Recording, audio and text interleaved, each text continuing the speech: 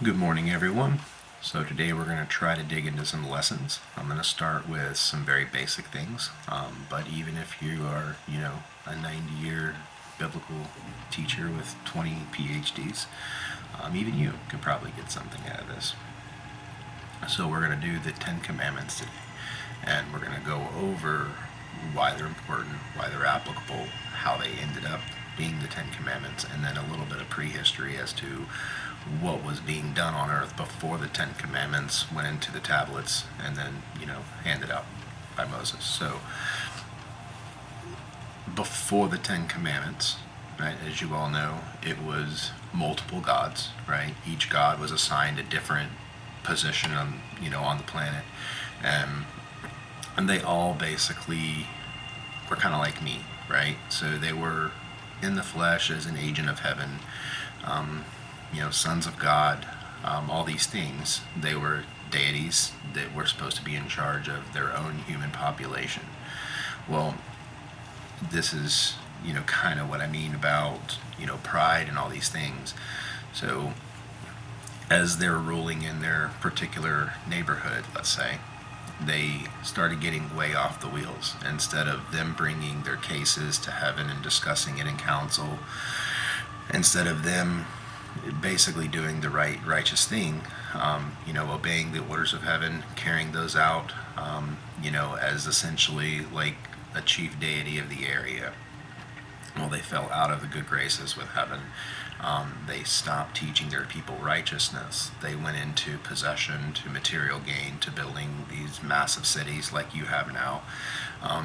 And they got wrapped up in, fame, worship, all these things that were never supposed to be. Because at the end of the day, the humans suffer the most, just like today. So, that point in time is the reason why basically events that led up to the book of the Bible being starting to be written and getting the people, right, the Israelites, the Jewish people, getting them to be a covenanted people, mainly because they experienced to the hands of cruel gods, right? So they could firsthand account for how Pharaoh could misuse his power. And then, further on down the line when the actual gods were removed from the plane, and then it was, these pharaohs and different kings and stuff that would become priests to talk to their god, their local deity, and then, they would have their assistance from heaven, because it's an axis thing. So earth is supposed to participate with heaven and heaven with earth. That's the way things are intended to be. So earth has help, divine supreme help. So anyway, so with that being said, if you understand again the perspective and the context of something, I hope it becomes easier to understand why certain things exist. So 99.9% of all things are truly meant for the human race, mankind, to be beneficial to you, not to harm you. There is nothing in heaven or anything that is designed or has in mind the bad or negative outcome to a human being. So whenever I talk about each municipality, right, every state or every country, they need to get on board with the way things are, and the Ten Commandments is like your foundation, because these are what the gods before the Old Testament, right? The Babylonian gods like Marduk, all these players, Baal, like all these guys that essentially poo-pooed their position and got bigger than themselves, and then they were like, hey, we can just make our own rules, we'll just play our own game. It didn't work out, it did for them for a little while, but then it's like when heaven stops seeing these captains of country, they don't return back, and they're not counseling, they're not talking to the team. It would be like having a job where they're working remotely down, on earth, but they're working on behalf of us, me, the Elohim, the house of the holy, the house of Yahweh. And then, well, as the boss of the boss, right? What can I do? What can we do? To try to reestablish harmony on Earth and essentially get the humans out of that slave, out of the slave trade, and get them back on their feet. So, entering the Ten Commandments, right? So we're going to go through each one. As you know, I'm using my phone, so I have to do this at like 20-ish minutes at a time, and then I have to delete and then go through that process. So, Ten Commandments. You shall have no other gods before me, right? So I want you to think of this as you were an abusive household. Say you're a 12-year-old child, right? And you were in a really bad house, and you were all messed up, confused, starved, beaten, totally just psychologically ruined, right? Because you were in adversarial conditions, right? So very, very bad. And then let's say, your adopted, dad comes and he takes you out of all that and he puts you in a beautiful home. You got food every night. You got, access to education, healthcare, all these things, right? Complete night and day. And then you shall have no other gods before me is essentially asking, do not forsake me. Do not forsake the very powers that are always on the side of good, are always fighting for the human race, are always aligned with righteousness and fair judgment and all these things. And that unlike Earth, they are incorruptible. So it's like that now 12-year-old child living in the new home. It's having to sit him down and saying, hey, we have a very good life here. A wonderful life, a life full of goodness, of righteousness, of adventure, of, learning the right ways of things. And then, by community efforts, we're going to help others. So that mindset is telling that child, don't look back. Don't try to pick up these other gods that had you in chains before. Even if they entice you, right? Even if they really want their human back and they've promised they're going to treat you right and all these things, don't go back to them, because I know, heaven knows, they're exiled. You don't want to play with these guys. And they, still do. They'll try to entice you with money or fame or popularity. And then in the human psyche, a lot of times you can't even see the pitfall, right? So the human mind is like, I'm good. Well, what happens on the backside, though, is heaven is jealous, right? Because it's like, why are you going back to your slave holder? I freed you, be loyal to me. Have I ever been bad to you? Never. Has heaven ever been bad to you? Has Father in any way ever been bad? And the answer is no, never, not once. Heaven is infallible. The Father who remains in heaven, the other side of me, my tethered spirit, is infallible. In flesh, that's why I stay humble, I stay meek, I stay to myself unless I am, engaging in family affairs or efforts, things like that, or limited community touch, because 90% of everything outside of my personal human sphere here is way out of balance, way out of whack. And that's what I mean about, destabilizing creation, me being who I am here, that can have big implications. So I do have to be careful where I go. And then on the flip side of that, right? So imagine when the world on the outside is going to become more righteous, then it will be more able, right, to have more outward communal appearances, to be able to do things because the temperature is more moderate for those things. I think I went too side far, but so you shall have no other gods before me, right? And I don't mean me in the flesh. I mean the Father, right? The Spirit. So no matter, and I am who I am. There's no doubt about that. But while I'm on earth, all that glory I give up. I do receive it. I hear it. I feel it. I know it.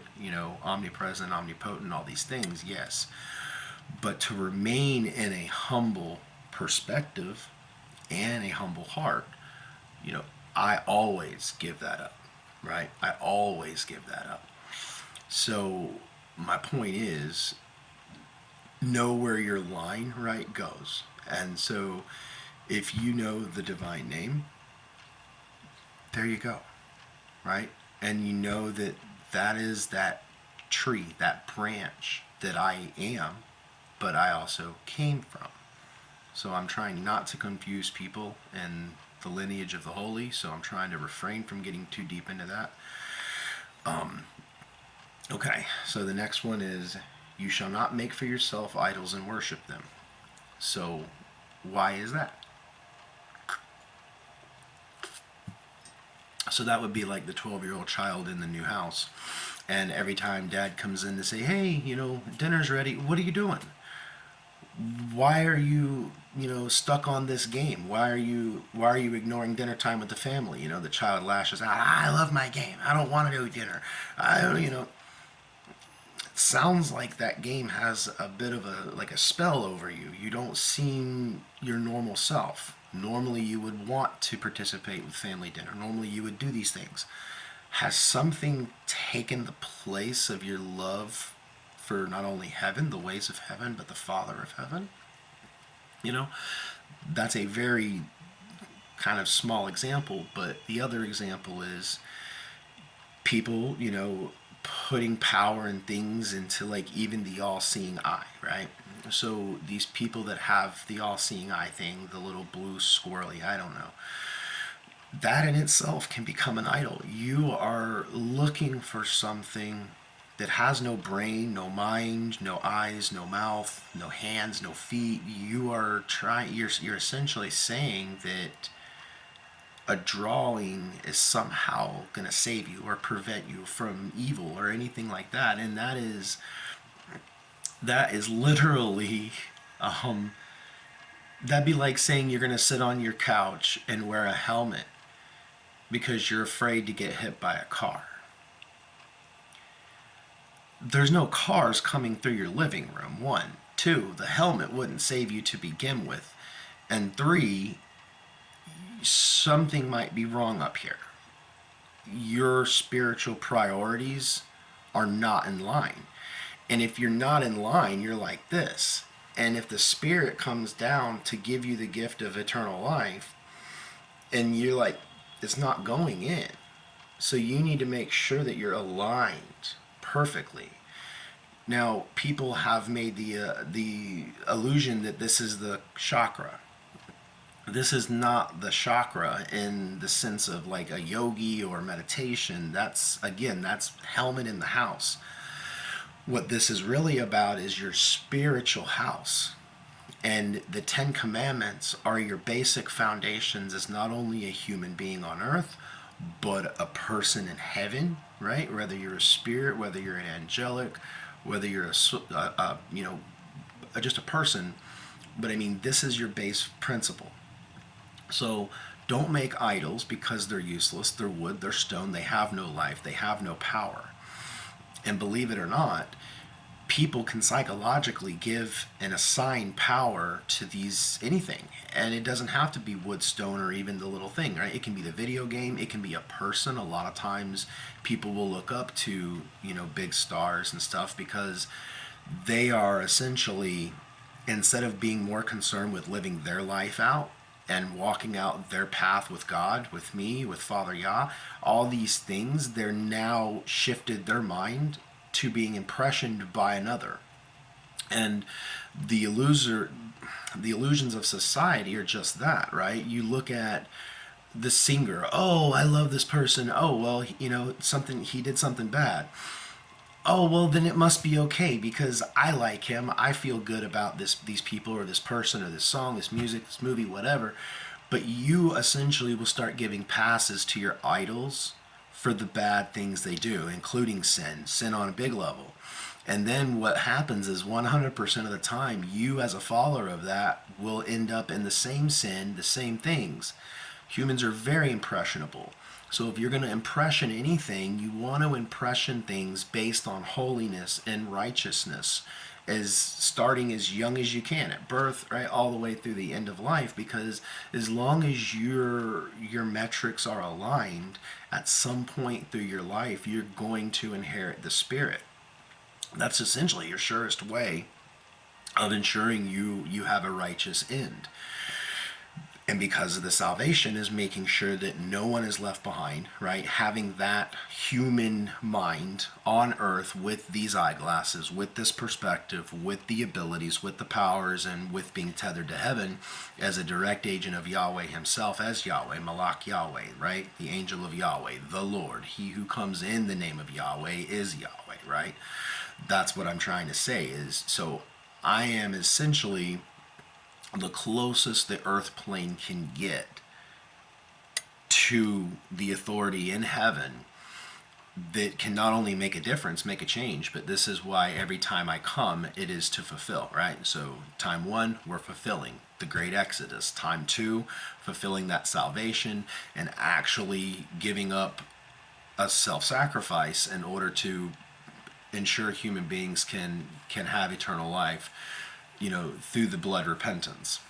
So then the third time, right, is trying to kind of clean everything up, make sure that the humans that are going to be progressing into the new earth state, who are going to experience the realms, experience heaven, know all things of a spiritual nature, and then have a bilineal plane, right? So a plane where you have the earth plane as is, but in a new earth state, right? So everything is renewed, is different. There's no sin, there's no lack, there's no want.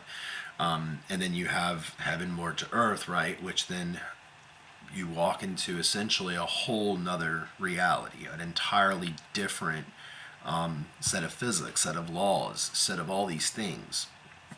So we don't want idols to clog up the human mind that makes it harder for you to connect with me when I'm trying to give you a spirit, right? And especially if, you have idolatry in you, or if you can look at yourself in the mirror and say, hey, I have a problem with idolatry. I have a problem. I get too excited about this football player. Like, I see this football player and my eyes glimmer, I get those shakes. That's unrighteous. Like, you shouldn't be that high up on any man, right? Love thy neighbor, love your woman, love your husbands, love your children, your family, all these things, right? But do it in a holy and righteous manner. And no idols, right? So, do not misuse the name of your God, okay? So, a couple things. If you stub your toe, right, and you're shouting my name, or you're shouting a divine name in any way, like, that's not good, right? It's not only it's like the boy who cried wolf, because believe it or not, if you are tied in with the Ruach and you are spirit fed, spirit born, and all these things, then you're going to understand this concept. If you're not tied into the spirit yet, you're probably not going to understand it. So that's why you do need to find a good,